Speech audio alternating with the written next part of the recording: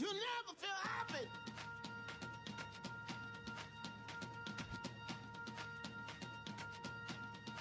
Never feel happy. No, you won't. Until you try. You never feel happy. Vivre avec le VIH, c'est maintenant l'émission d'une heure chaque semaine pour parler des questions qui comptent dans la vie des séropositifs et de ceux qui les aiment, mais aussi pour parler de santé sexuelle et de prévention. You never feel happy. Until you try. Never feel happy. Until you try. You never feel happy. Until you try. Au micro, c'est toujours moi, Valentine, comme depuis quelques semaines. Je vous salue, amis auditeurs et auditrices. Je suis vraiment contente de vous retrouver pour cette nouvelle émission.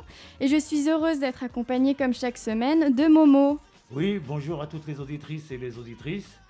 Je suis content de vous avoir à l'écoute en cette journée qui se prépare du 1er décembre, qui est celle de la journée contre le VIH, Oui. qui depuis 40 ans on lutte pour essayer d'éradiquer cette maladie. Et j'espère que vous serez à l'écoute et que vous saurez faire passer le message à tous vos proches. On l'espère aussi.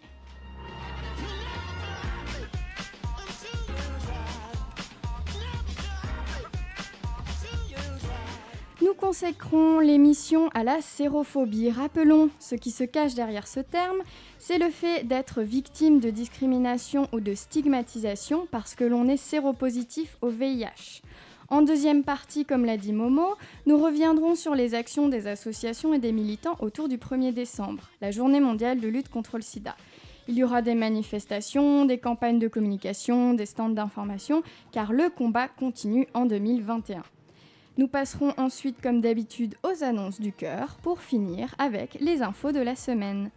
Si vous souhaitez réagir à ce qui est dit pendant l'émission, vous pouvez nous appeler au 01 40 40 90 25 ou bien nous laisser un message sur le site comitédesfamilles.net. Vous pouvez également nous suivre sur les réseaux sociaux, Twitter avec le compte @VIH Radio et Facebook avec la page Comité des familles.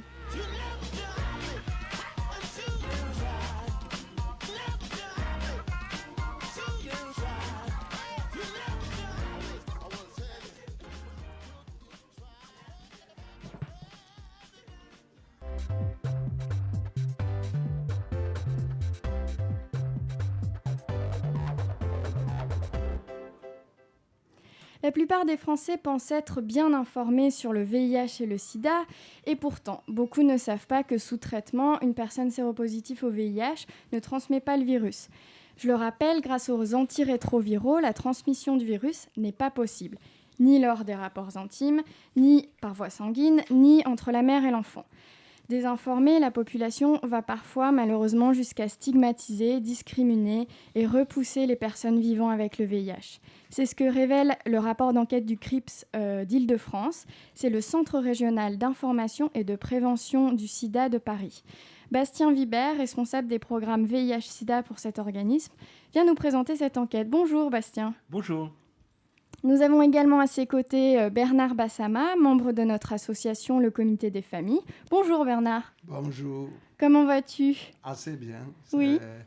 On est proche du 1er décembre, alors oui. on s'arme pour le combat. Nous avons également en plateau, je salue Bruno Lamotte, qui est membre de l'association, qui travaille pour l'association Les Séropodes. Bonjour. Bonjour Valentine, bonjour à toutes et à tous. Bruno, plus spécifiquement, tu es référent accès au droit aux soins et lutte contre la sérophobie. Tu viens aujourd'hui nous expliquer déjà ce que c'est la sérophobie et nous raconter aussi ton expérience par rapport à cela, puisque malheureusement tu as été victime. Oui, je vais surtout parler d'un témoignage d'un proche à qui c'est arrivé hier. Malheureusement. Mais d'abord, je laisse la parole à toi, Bastien. Tu viens nous présenter du coup l'enquête du CRIPS. Qui est frappante, mais malheureusement qui reflète une vérité. Les Français interrogés ont le sentiment d'être bien informés sur le VIH et le sida, et pourtant. Tu as très bien résumé. En effet, c'est tout à fait ça. C'est que le niveau d'information et de connaissances affiché, il est assez haut, notamment sur les modes de contamination. Oui. Donc ça, c'est plutôt la bonne nouvelle. Enfin, en tout cas, on pourrait se dire que c'est la bonne nouvelle. Malheureusement, dès qu'on commence à évoquer des situations de proximité ou des situations du quotidien avec des personnes qui vivent avec le VIH, on a un tout autre discours et on a des attitudes, qui sont contradictoires. Je te donne un exemple. Là, voilà, hop, hein, je te déroule un petit peu le sondage pour être précis sur Pas les de chiffres souci. qu'on va vous donner. Il y a 36% des parents interrogés qui seraient mal à l'aise si la personne qui garde leur enfant était séropositive. Donc à remettre en perspective, parce que là c'est des quotas forcément, mais c'est sur un échantillon de 50 millions de personnes au final. Ah oui, Donc on est sur un tiers de 50 millions de personnes qui pensent ça. Pareil, là c'était sur les parents, mais il y a une autre stat qui, moi à titre personnel, voilà, m'a fait t'as mal. choqué, t'as Ouais, fait mal, oui. m'a fait mal, pour être très clair. C'est 22% des personnes interrogées qui seraient mal à l'aise si elles apprenaient que leur meilleur ami était séropo. Ah oui, donc Voilà. ça concerne même les proches. Ouais, mais très proche. Ouais. C'est-à-dire qu'on est, on est sur des sentiments de malaise ou de peur, mais même quand on a une relation d'amitié très forte, on est sur cela, sur ce niveau de discrimination, parce Oui. que c'est clairement ça. Alors après, on a appelé ça au CRIPS, on a appelé ça la sérophobie qui s'ignore. C'est-à-dire C'est de se dire, voilà, il y a des gens qui peuvent être racistes, qui peuvent être homophobes, qui peuvent être sérophobes de manière très claire, et il y en a d'autres qui le sont sans mettre un mot dessus.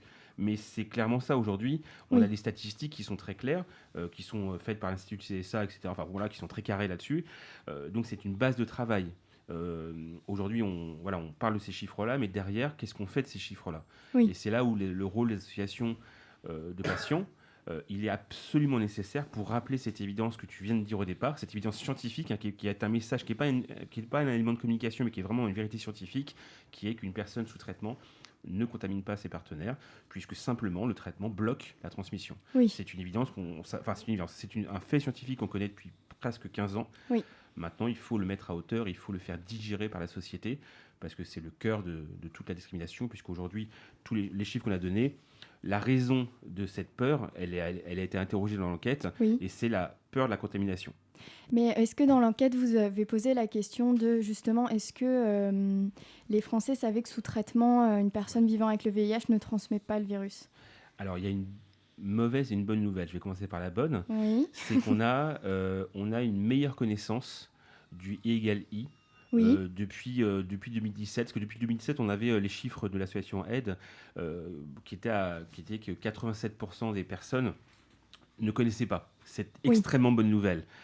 Alors ça, c'est la bonne nouvelle, c'est que nous, associations, acteurs de lutte contre le sida, on a réussi à faire en sorte que le message passe. Oui. Et la mauvaise nouvelle, c'est qu'il y a encore 70% des Français qui ne le savent pas. Voilà. Donc on a une très très large majorité de Français qui ignorent ce fait scientifique et qui est la cause de bien des discriminations. Parce qu'encore une fois, la peur des situations du quotidien, c'est la peur de la contamination, encore une fois. Ça concerne même certains corps de métier, comme Ouais. le montre ton enquête. Exactement. Il y avait une question sur le côté gêné, mal à l'aise. Et il y avait Oui. une autre question qui était les professions où la séropositivité peut représenter ou peut être perçue comme un danger. Et on a insisté sur le mot danger parce qu'on passe un cap. Oui. Et là, j'ai les chiffres sous les yeux. 20% des Français pensent qu'une personne séropositive peut représenter un danger en travaillant dans la petite enfance. Ah oui. On a le 25% des Français pensent qu'une personne séropo peut représenter un danger en exerçant une profession de santé. Voilà, donc on est à des niveaux de discrimination qui sont très hauts. Et encore une fois, comme tu le rappelais, 40 ans après. Ouais. Encore une fois, hein, c'est pas une pandémie, une épidémie qui date d'il y a quelques années. On a 40 ans de recul, 40 ans de lutte, 40 ans de prévention, 40 ans de lutte contre la discrimination. Et ça veut dire que ces chiffres sont là. Maintenant, on peut s'en étonner, voilà, mais qu'est-ce qu'on en fait? Qu'est-ce qu'on Oui. en fait concrètement?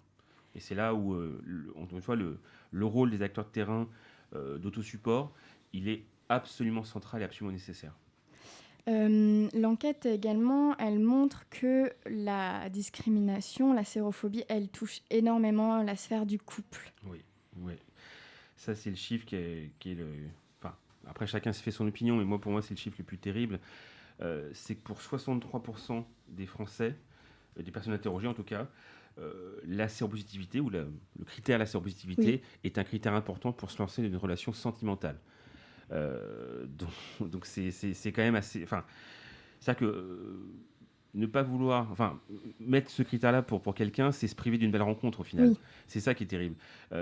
Et ça veut dire que pour une large majorité de Français, le message du vous vous privez d'une belle rencontre, il n'est pas passé. Ah oui. Et c'est vrai que, encore une fois, ce fait scientifique que tu rappelles, j'insiste beaucoup dessus parce qu'au final, c'est un fait scientifique, l'intransmissibilité du VIH. C'est pas une C'est opinion. pas pour faire plaisir. Ah non, c'est pas une opinion. Je veux dire, nous, je veux dire, on peut avoir l'opinion qu'on veut, il n'y a pas de Oui. souci, mais c'est un fait scientifique sur lequel il y a plein d'études, plein de retours, etc. etc. C'est carré, il n'y a aucun souci. Et encore une fois, ça fait 15 ans. Oui, oui. Donc, enfin, ça fait pratiquement 15 ans. Donc, au bout de 15 ans, on peut se dire que ça devrait être intégré et on n'arrive pas à la faire intégrer. Alors peut-être qu'on se trompe de manière de faire, mais en tout cas, voilà, ce fait, et c'est vraiment très important de le rappeler, comme tu le disais au début, c'est une vérité scientifique.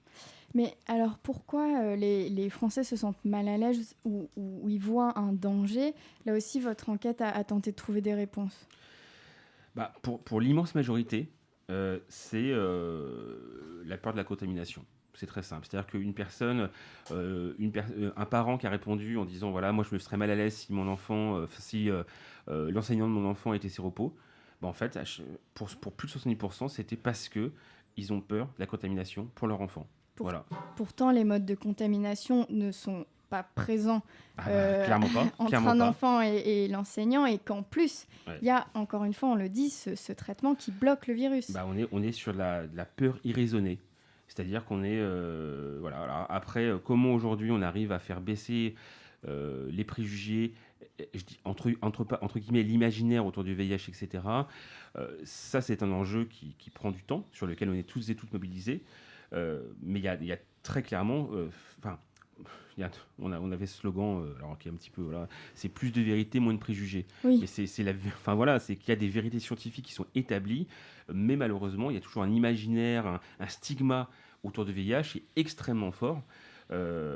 Et ça, il faut le combattre aussi bien de manière politique Oui. que de manière collective et que dans l'accompagnement individuel des personnes. Pourtant, c'est déjà ce que beaucoup d'associations et même Oui. les autorités de santé font, des campagnes d'information, etc.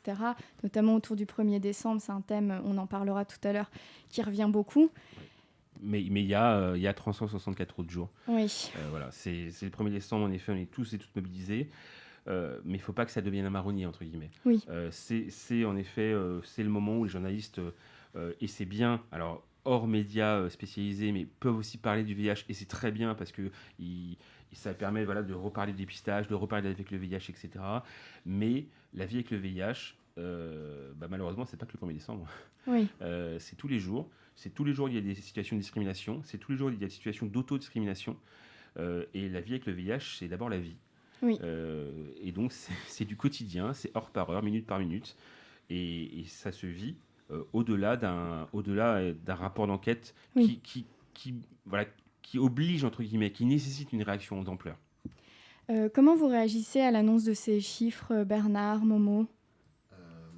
Moi, je suis un peu consterné parce que je constate que quand même 40 ans après, avec Ouais. tous les modes de contamination et tout ce qui a pu être relayé, qu'aujourd'hui on ait encore des préjugés, surtout par rapport aux adolescents ou aux enfants, qui eux ne sont pas spécialement compréhensibles par rapport à ce problème, mais que les parents soient réticents, ça je comprends pas trop.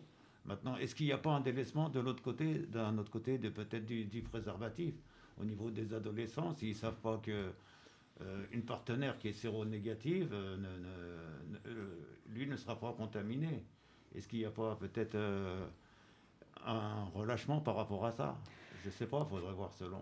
Je sais pas. Ce qui est peut-être certain, c'est qu'effectivement, si les parents sont désinformés, C'est ça que les voilà. enfants le seront encore plus. Pardon. C'est ça que je voulais faire comprendre. Oui. Enfin, si ça a été entendu. Et toi, Bernard? Et moi, je pense que l'information scientifique, il faut continuer à la dire, mais il faut passer aussi à la... Comment je peux dire ça? Il faut penser à la pénalisation de ceux qui discriminent, quoi. Oui, c'est ça. Oui. Par- Moi, je crois que c'est... ces peurs qui ne viennent pas de la raison, Oui. quand ça va jusqu'à la discrimination et la stigmatisation, il faut que les politiques s'y mêlent et passent aussi à la pénalisation de ceux qui continuent à discriminer les personnes vivant avec le VIH. Oui, parce qu'en fait, ce qu'il faut bien savoir, c'est que cette désinformation amène de la sérophobie et les victimes, c'est les personnes qui vivent avec le VIH. Et je parle vraiment du terme victime. Bruno, qu'est-ce que tu souhaites dire par rapport à ces chiffres et peut-être par rapport à ce que tu voulais venir nous raconter aujourd'hui ? Eh bien, ces chiffres ne m'étonnent pas.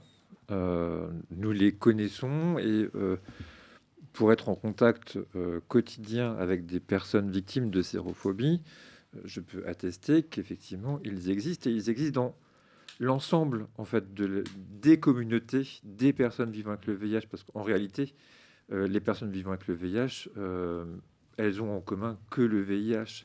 Elles n'ont pas en commun d'autres parcours. Elles vivent dans des communautés qui sont totalement différentes, socialement, géographiquement. On a beaucoup de gens qui habitent à Paris et en Île-de-France, mais on a aussi des gens qui n'habitent pas à Paris, en Île-de-France, et pour lesquels c'est encore plus difficile de trouver des solutions. Mais je suis entièrement d'accord avec Bernard également. À un moment donné, il faut aussi qu'il y ait une réponse de la société, des pouvoirs publics, à des parcours qui sont connus. Et ce que dit Bastien, effectivement, est tout à fait exact. C'est que l'information est connue. Donc, on sait que I égale I. Donc, quand on a une charge virale indétectable, on n'est pas transmetteur du virus, avec ou sans préservatif. Et aujourd'hui, les gens le savent. Ils n'en tiennent pas compte, ils ont toujours peur et ils rejettent toujours les personnes vivant avec le VIH. Aujourd'hui, une personne qui est victime de sérophobie, qu'est-ce qu'elle a comme recours ?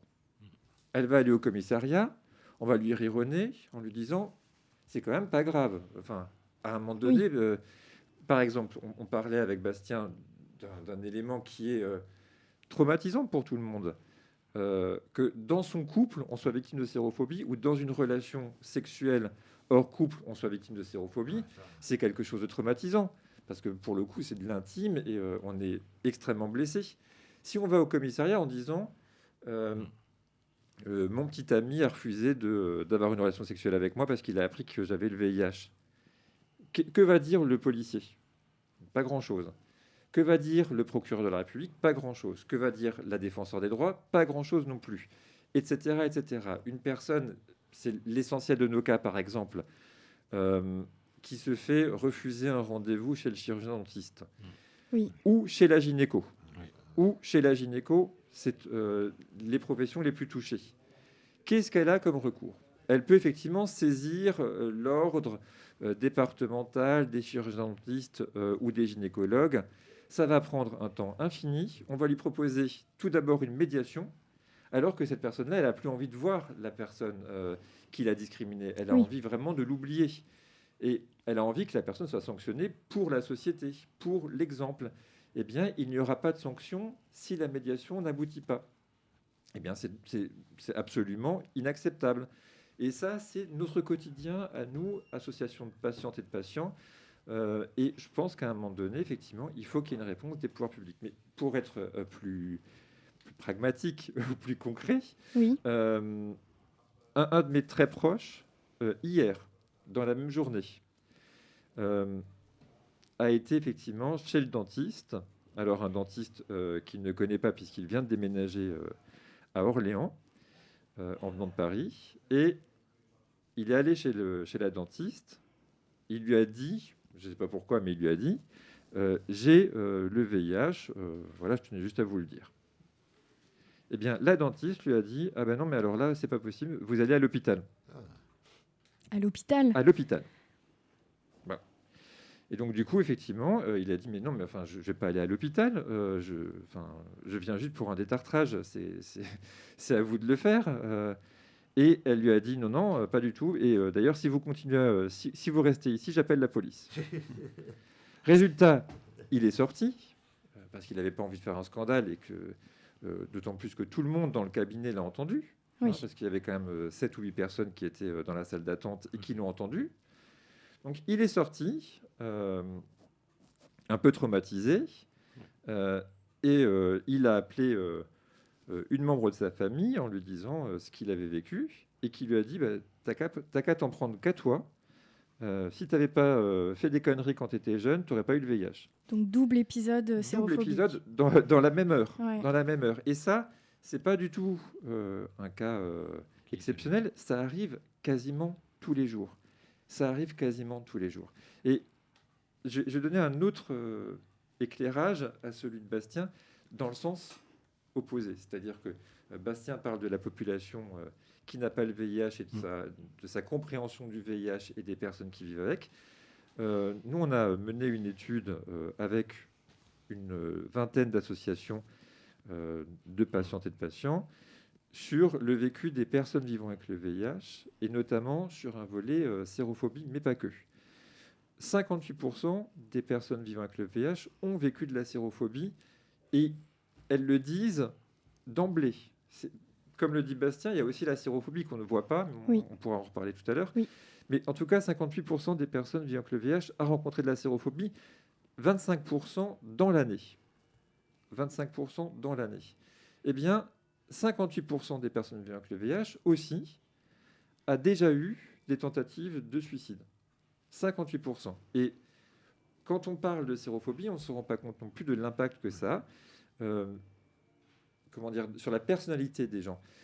Aujourd'hui, les gens qui sont victimes de sérophobie l'intériorisent. C'est-à-dire que finalement, ils se disent qu'à force qu'on leur répète le fait que le VIH est extrêmement dangereux et qu'eux-mêmes sont dangereux, eh bien, ils s'isolent. Moi, je connais plein de gens qui ne vont plus chercher leurs médicaments dans la pharmacie de leur quartier, mais qui vont aller à l'autre bout de la ville pour aller chercher leurs médicaments pour ne pas se faire voir, qui ne vont pas aller chez le médecin du quartier non plus pour ne pas se faire voir, etc., etc. Et tout ça, en fait, c'est un travail de très très long terme qu'il faudra mettre en place si on veut lutter contre la sérophobie.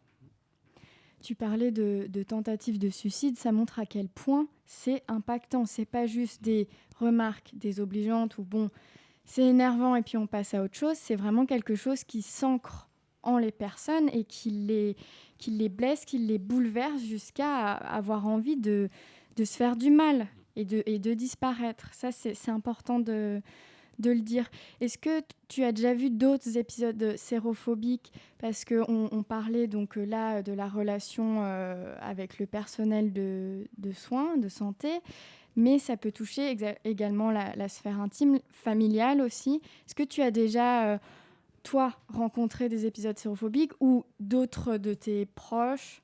Alors oui, des proches, quasiment tous. Moi, j'ai mon meilleur ami qui n'a jamais dit à sa famille qu'il avait le VIH. Jamais. Ça fait maintenant 15 ans qu'il a le VIH. Il vit très bien avec, il est très inséré. Il parle de tout avec sa famille, mais pas du VIH. Et encore une fois, nous, on est saisis au quotidien par des gens qui nous racontent effectivement comment ils ont dû quitter leur logement parce que leur conjointe ou leur conjoint les a jetés dehors parce qu'ils avaient le VIH. Des agressions. Moi, il n'y a pas très longtemps, ça m'est arrivé à moi. J'étais dans un bar et à la table d'à côté, il y avait deux jeunes, c'est un bar LGBT, hein, il y a deux jeunes qui buvaient dans le même verre et l'un a dit à l'autre, bon, de toute façon, j'espère que t'as pas le sida. Ouais. Eh bien, ça, c'est de la sérophobie du quotidien. C'est vraiment, et c'est au quotidien. Après, on a tout un volet aussi sur l'accès à certaines professions, et Bastien le disait. Alors, il y a des professions qui sont interdites aujourd'hui aux personnes vivant avec le VIH. Lesquelles ? Notamment toutes les professions d'encadrement dans la police et dans l'armée, parce qu'il y a un référentiel qui interdit aux personnes qui ont le VIH d'avoir un certain nombre d'entraînements et donc du coup de rentrer dans ce qu'on appelle les cadres des professions de sécurité. C'est un référentiel qui s'appelle CIGICOP et qui définit les normes minimales pour accéder à certains métiers. Donc, par exemple, être militaire dans la gendarmerie, être policier, lieutenant ou autre, eh bien ça c'est strictement interdit. Voilà. Donc du coup, il faut cacher son VIH. Et aujourd'hui, les médecins référents justement dans ces métiers disent aux personnes, surtout si vous avez le VIH, vous ne me le dites pas. Oui. Comme ça, moi, je ne suis pas obligé de le mettre. Oui. Et c'est pareil dans tout un volet extrêmement important qui est l'assurance emprunteur. Sur l'assurance emprunteur, Oui. Quand on a le VIH, on se fait appliquer des surprimes qui n'ont... Donc, en gros, vous allez payer quasiment double, voire double, Oui. votre prime d'assurance, alors même que vous n'avez aucun risque supplémentaire de décès, on le sait très très bien, mais parce que, tout simplement, on vit avec des anciennes références. Et ça, c'est écrit, c'est officiel, c'est admis. Et pour le coup, le code pénal, en plus, permet aux assureurs de sélectionner de cette manière-là les risques, ce qu'on appelle les risques. Eh bien, tout ça, on le vit au quotidien, et les gens le vivent au quotidien. Et depuis 2 ans, avec notamment l'épidémie Covid, il y a une montée en flèche de la sérophobie, ou en tout cas des signalements de sérophobie. Aujourd'hui, en 2021, l'année n'est pas totalement finie, mais on a quand même maintenant les chiffres des saisines, on a quasiment un quart de saisines en plus par rapport à 2020, qui déjà était une année exceptionnelle. Eh bien, pour le coup, nous, ça nous inquiète profondément. Voilà. Et ça, effectivement, comme on le disait tout à l'heure, ça impacte la santé mentale des personnes. Oui. Ça impacte, du coup, leur espérance de trouver une vie, je mets des guillemets, normale, dans une société normale. Et ça les empêche de construire des projets de vie. Ça les empêche de construire une vie de couple. On le sait très bien. Encore une fois, on a fait une étude là-dessus. 1 personne sur 2 n'a plus de relation sexuelle normale. 1 personne sur 2. C'est pas rien quand C'est même. énorme. Voilà. C'est 50% en fait des personnes. C'est ça. Et c'est en ça que ça impacte leur sexualité. Parce qu'on parle, on a parlé en début d'émission de la désinformation qui peut expliquer, pas justifier, mais expliquer la sérophobie. Mais on voit que dans la société, comme tu disais, il y a encore des choses qui sont mises en place et qui sont sérophobes. Donc on aura peut-être beau faire des campagnes d'information, nous, les associations ou les autorités de santé, si derrière c'est encore compliqué pour contracter un prêt ou accéder à certains métiers, notre travail est empêché, exactement. Alors, notre travail est empêché, et pour le coup, quand même, nous jouons un rôle extrêmement important. Parce qu'on le voit aussi dans la qualité de vie des personnes vivant avec le VIH, selon que vous soyez ou pas intégré dans une association, que vous l'ayez contacté ou pas, ça va diminuer quasiment de moitié votre risque de troubles psychologiques ou Oui. de difficultés sociales ou intimes. Parce que tout simplement, le rôle des associations, c'est de refonder une forme de société autour de la personne. Alors, certes, c'est avec le VIH comme dénominateur commun, mais en tout cas, on peut parler du VIH, on peut parler de ses traitements, on peut parler de ses difficultés, on peut parler aussi de comment renouer des relations intimes et sociales. Et tout ça, ça aide beaucoup les personnes vivant avec le VIH, surtout dans les 3-4 premières années de leur vie avec le VIH. Et après, il y a aussi tout un volet sur le vieillissement avec le VIH. Mais plus on est précaire, plus on est exclu, plus on a besoin des associations. Et c'est pour ça que des lieux de rencontre comme la Maison des Familles, mais d'autres également, c'est extrêmement important. Et tout ça dans une forme de convivialité. Aujourd'hui, nous, dans l'accompagnement qu'on fait des personnes victimes de sérophobie, elles ne vont pas aller dans une maison de la justice et du droit. Elles ne vont pas aller au commissariat, mais par contre, elles vont en parler à une association, elles vont en parler à une travailleuse ou un travailleur social, parce que tout simplement, elles vont avoir une écoute beaucoup plus bienveillante et comment dire, à leur niveau. Et ça, c'est ce qui est très important. Et je pense que c'est le message positif, c'est que les associations, effectivement, elles ne peuvent pas seules lutter contre la sérophobie. Par contre, elles peuvent lutter pour que les personnes se sentent mieux. Et justement, si jamais nos auditeurs ou nos auditrices ont déjà été victimes de sérophobie, Selon vous quatre, hein, tout le monde peut répondre, comment réagir à un acte ou des paroles sérophobes si on a envie de répondre? Parce que si on n'a pas envie, qu'on a été blessé et qu'on a besoin d'en parler à quelqu'un d'autre, c'est aussi acceptable. C'est de la résilience, on a le droit. On a tout à fait le droit de ne pas en parler. Je pense que il vaut mieux en parler parce que même si sur le coup, on se dit que on n'a pas envie d'en parler, on n'a pas envie de créer du scandale, encore une fois, c'est quelque chose qui revient très souvent. Et souvent, d'ailleurs, je parle sous le contrôle de Bastien, une personne qui se fait par exemple rejeter d'un cabinet dentaire, sa priorité, ça va pas être de saisir la défenseur des droits, Oui. ça va être de trouver un dentiste. Parce que quand vous avez une crise, une rage de dents, eh bien, vous avez surtout besoin de trouver un dentiste. Donc, du coup, vous allez mettre ça de côté. Sauf que, au bout de 3 mois, 6 mois, un an, par exemple, eh bien, ça vous trotte dans la tête. Et du coup, ça va vraiment vous nuire. Donc, il y a plein d'associations que vous pouvez contacter et qui vont pouvoir vous accompagner dans vos démarches. Évidemment, il y a le CRIPS, évidemment, il y a le comité des familles, mais je pense aussi à SIDA Info Droit, par exemple, Oui. qui est extrêmement important parce que justement, vous avez une écoute anonyme, confidentielle, et des conseils qui sont individualisés, c'est extrêmement important. Les séropodes peuvent également vous aider, il suffit de nous contacter par mail. Mais vous avez aussi, par exemple, dans l'accès aux soins, Action Traitement, c'est pareil, une association qui a 30 ans, comme SIDA Info Service, et qui connaît son métier et qui sait accompagner, et qui a des lieux. Vous avez Basiliade, vous avez Arcat, vous avez tout un tas d'associations qui sont vraiment totalement faites pour ça, dédiées pour ça, à la prise de votre parole et à vous donner une orientation et des conseils. Aujourd'hui, ce qu'il faut, c'est vraiment se faire accompagner dans ces démarches parce que sinon on se perd. Voilà. Et même une personne qui est experte dans les questions va se perdre parce que quand vous allez saisir le défenseur des droits, par exemple, il faut savoir que vous aurez une réponse dans 1 an et demi. Oui. Voilà. Mais est-ce qu'il y a des situations où on est en droit où carrément il faudrait porter plainte? Mais évidemment, encore une fois, si vous faites rejeter d'un cabinet médical, par exemple, bien sûr que vous devriez porter plainte. Et nous, on est là pour vous accompagner, mais je pense aussi à un cas assez récent d'une personne qui a déposé un arrêt de travail parce qu'elle a été à l'hôpital pour sa consultation de suivi habituelle.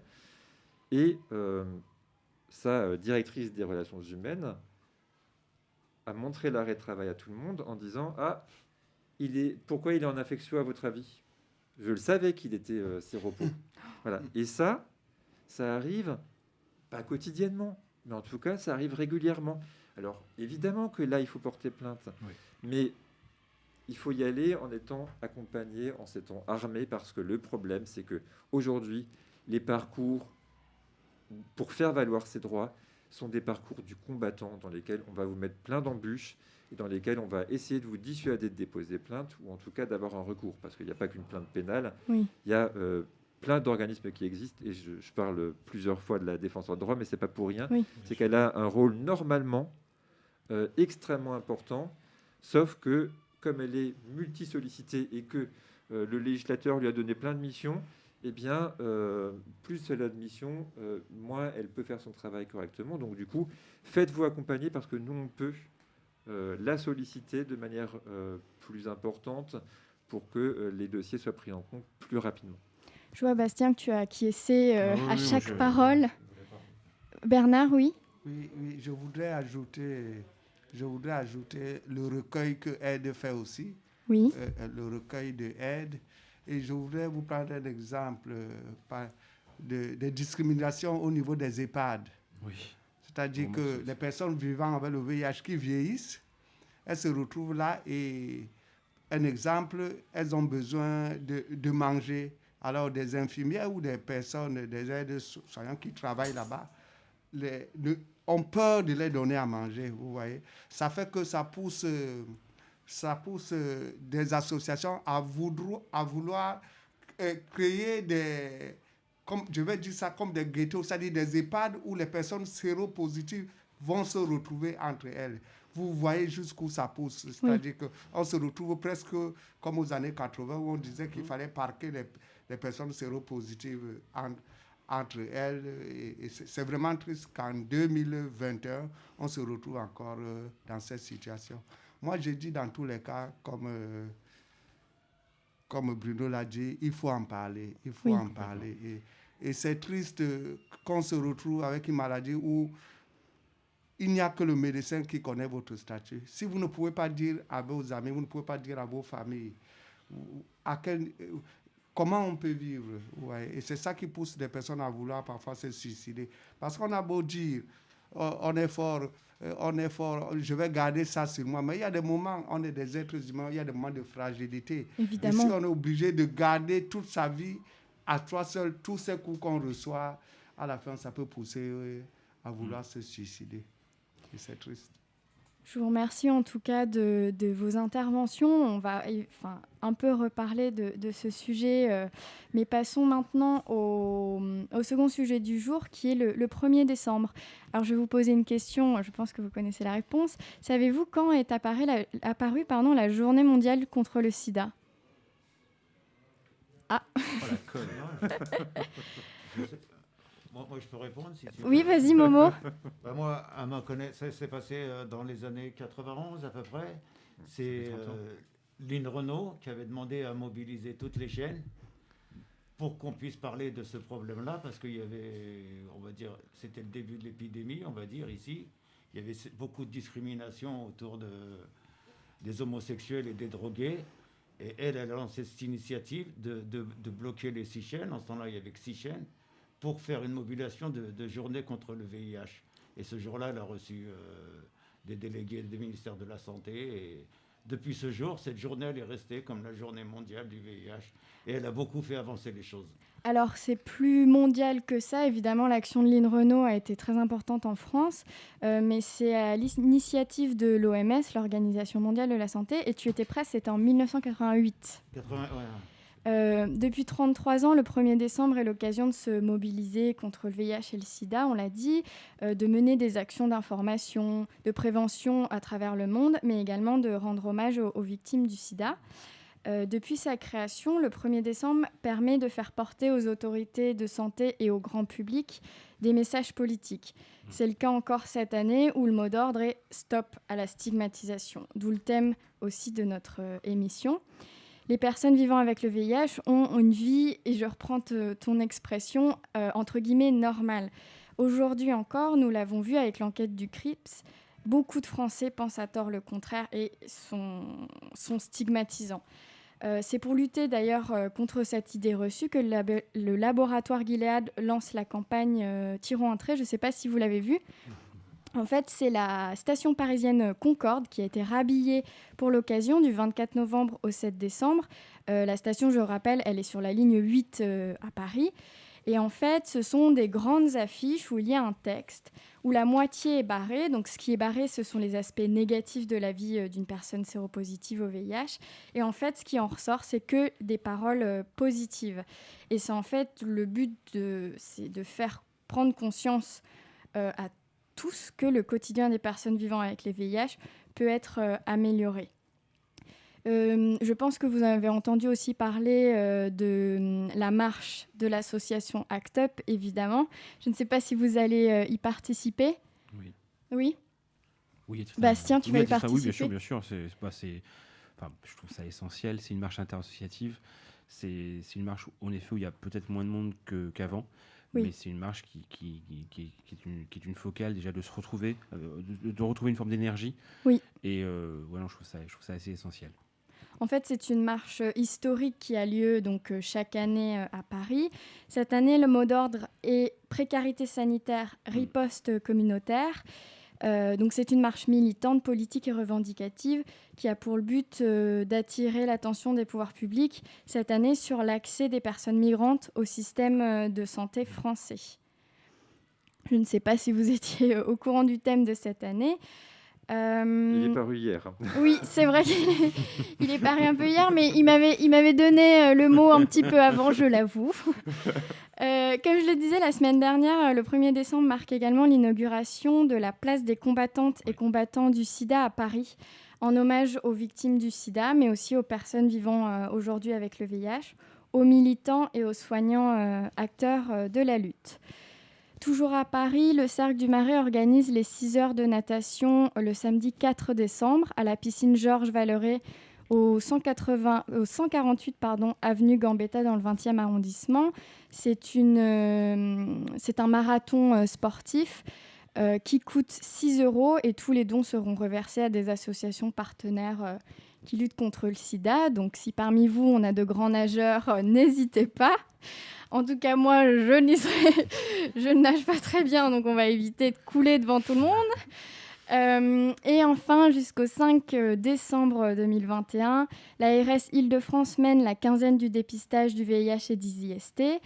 Il y aura de nombreuses actions de dépistage qui seront menées donc à Paris, en Seine-Saint-Denis, dans le Val-de-Marne, les Hauts-de-Seine, le Val d'Oise, les Yvelines, l'Essonne et la Seine-et-Marne.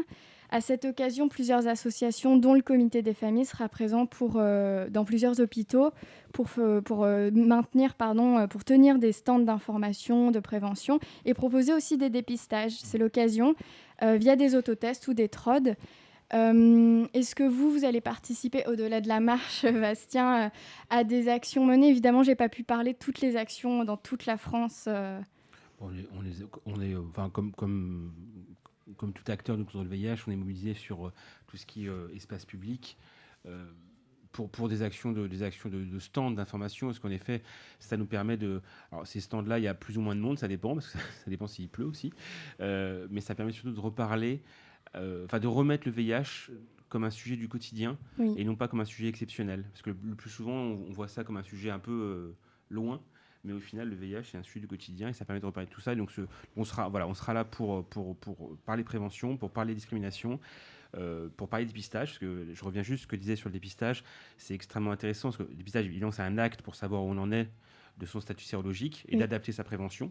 Si on est séropositif, on est mis sous traitement, on est indétectable quelques semaines, quelques mois plus tard. Si on est séronégatif, on adapte sa prévention par rapport à sa vie, ses envies, ses possibilités. Mais au-delà de ça, ça permet aussi de parler plus globalement de santé sexuelle.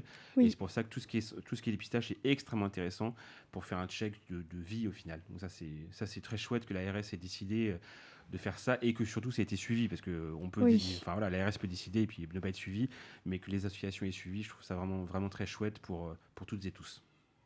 Bernard, tu vas participer à l'une des actions ? Oui, mais je ne vais pas le dire ici. Tu restes secret. Oui, mais c'est vrai que je serai mobilisé sur plusieurs actions. Et vous, Bruno ? Et toi, Bruno ? Je ne sais pas pourquoi je te vous vois tout d'un coup. C'est pas grave, c'est parce que je suis vieux. Non. mais oui, on sera à la marche, on sera aussi à la soirée natation. Alors, je n'y participerai pas parce que ce serait un spectacle assez lamentable. Voilà, mais on est plusieurs à le faire. Il y a un running également, là, j'y participerai parce que c'est ma passion. Et puis, on a le 5 décembre, la soirée Zérophobie au Rosa Bonheur. Voilà, et encore une fois, c'est pour dire que toutes les discriminations sont inacceptables, VIH inclus, mais pas que. Et aujourd'hui, la plupart des personnes qui sont discriminées à l'égard du VIH, elles ont aussi d'autres raisons de discriminer. Et c'est tout aussi inacceptable. Et je pense qu'à un moment donné, il faut faire une forme de solidarité entre nous et de convergence des luttes, comme on peut dire. En tout cas, on sera tous au rendez-vous. J'espère que vous aussi, auditeurs et auditrices, vous serez à l'une de ces nombreuses actions. Avant de passer aux annonces du cœur, je vous laisse avec la musique.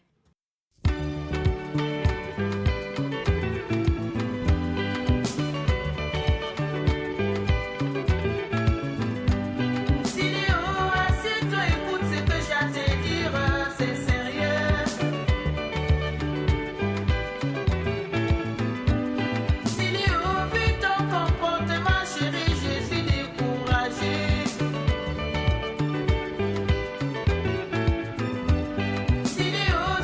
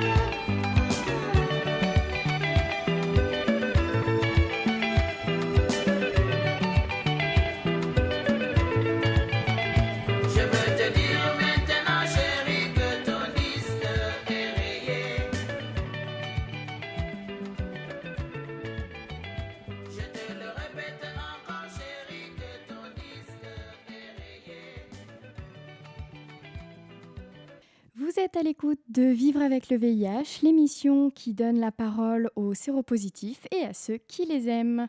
Nous passons tout de suite aux annonces du cœur.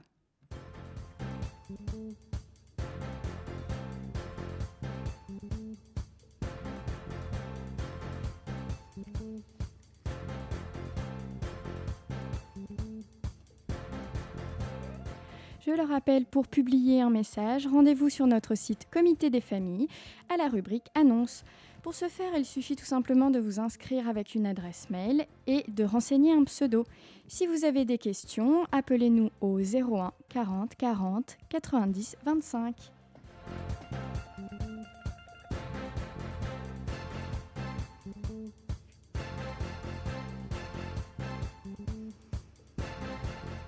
Bonjour, Africains quinquagénaires. Bonjour, Africain quadragénaire à la recherche de l'âme sœur. Peu importe son âge, ses origines, son statut social, toutefois, il devra résider en région parisienne ou en Lorraine. Je privilégie la proximité à vos claviers.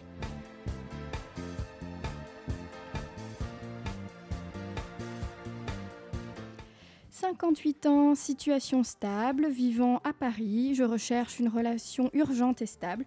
Pour une vie de couple, aventure, s'abstenir. »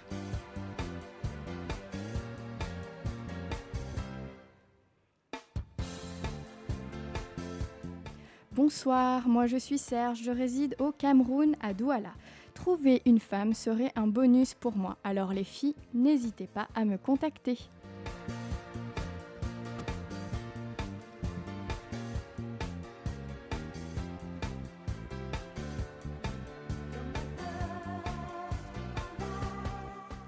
Bonjour, homme sérieux d'origine africaine à la recherche d'une femme sérieuse pour cheminer ensemble, de préférence en région parisienne, voire partout en France.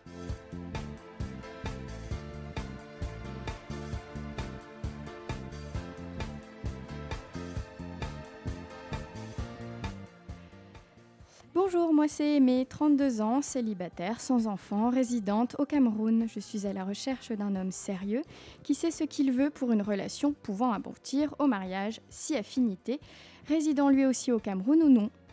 Alors si vous êtes intéressé, veuillez m'envoyer un mail. Blagueur s'il vous plaît, prière de vous abstenir.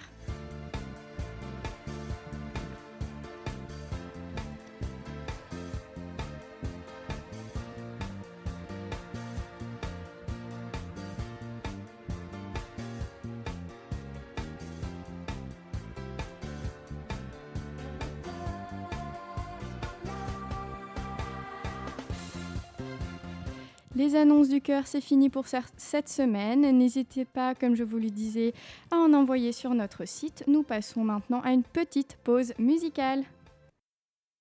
Eh eh, dis mama eh dis mama eh dis mama dis mama jimani te kam na borba ke bakar na kwani na be dis mama mama bel mon changan wa mama morin manate akuma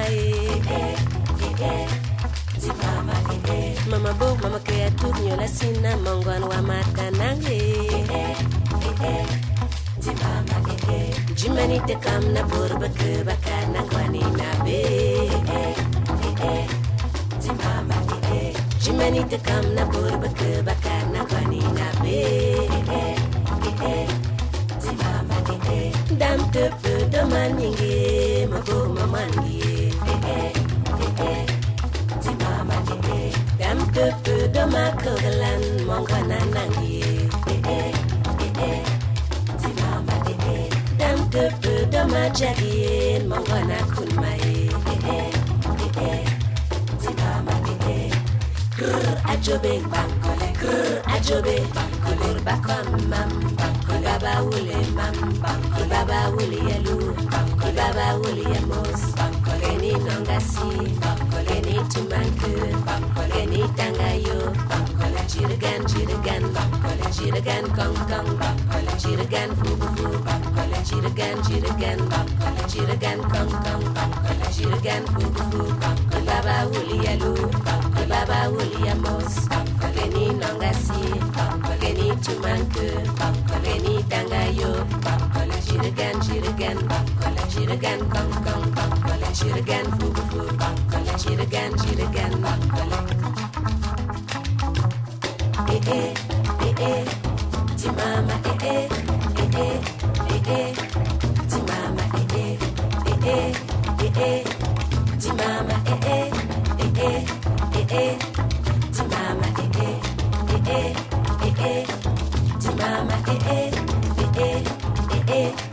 ti mama Jumani te kam na kurba ke bakar na gani na be ti mama mama bel mon changan wa mama monin manate akuma ti mama mama bo mama ke tu nyola sina mongan wa matanange ti mama Jumani te kam na kurba ke bakar na gani na be ti mama dam te pe da maninge mako mamange ti mama dam te pe da maninge mako mamange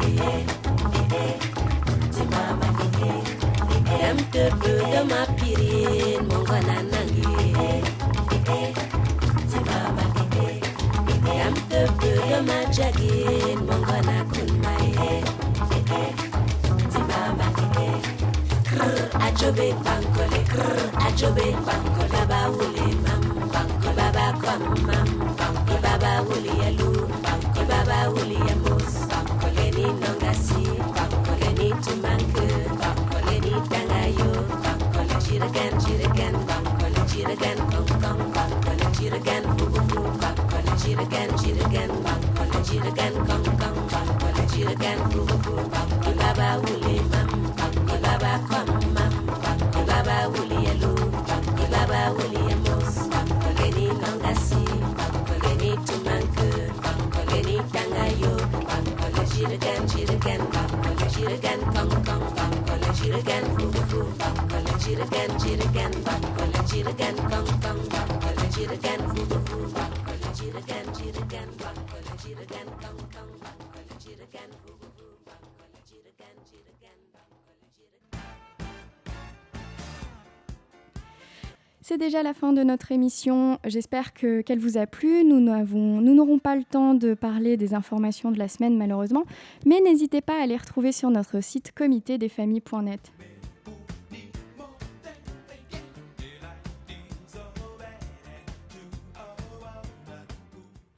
Rendez-vous la semaine prochaine pour un autre sujet et pour d'autres invités. Je remercie encore une fois Momo, Bernard, Bruno et Bastien pour leur présence. Merci aussi aux radios partenaires. Je vous dis à très très vite.